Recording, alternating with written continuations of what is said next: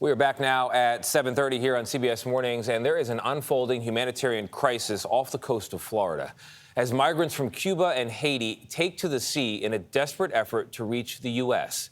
Last weekend, the U.S. Coast Guard intercepted this vessel with nearly 400 people on board from Haiti.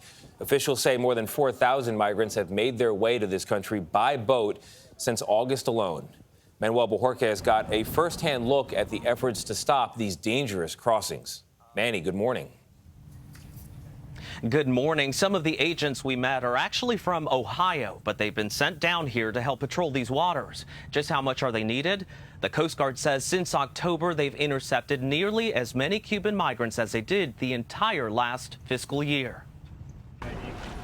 If you have ID, a state ID, that'll be fine. Their mission is to root out any kind of illegal activity off the Florida Keys.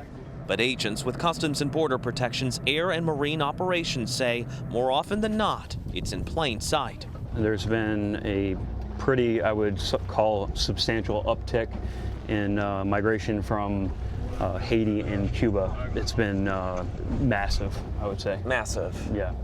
Agent John Epiloni says it's not lost on him what they've risked to get here. I have a 4-year-old son, and I saw we interdicted a small vessel that had a child that was approximately my son's age, and he was terrified. And it was something that I'll always remember. But again, we have a job to do. Those stopped at sea are deported, so many jump in the water trying to reach the shore. But even if they touch land, there is no guarantee they'll be allowed to stay. Since last October, CBP's Miami sector has responded to more than 250 migrant landings, a 350% increase over the same time last year. The state of Florida has now deployed dozens of additional law enforcement officers and resources to the Keys, too. You can generally tell where a boat is from based on its size. Smaller ones like this one, which are built away from the watchful eye of the Cuban government, are typically from that island nation. The larger ones are usually from Haiti and can carry hundreds. The boats that now litter the Keys, made of anything that might float, tell of the desperation. For Cubans, it's political persecution and a further crumbling economy. For Haitians, it's poverty, hunger, and gang violence.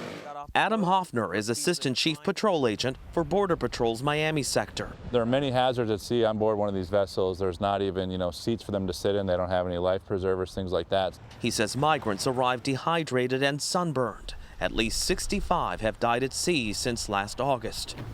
Back on patrol, these agents hope fewer will attempt the journey. It is extraordinarily dangerous to cross 100 miles of open ocean in a homemade vessel.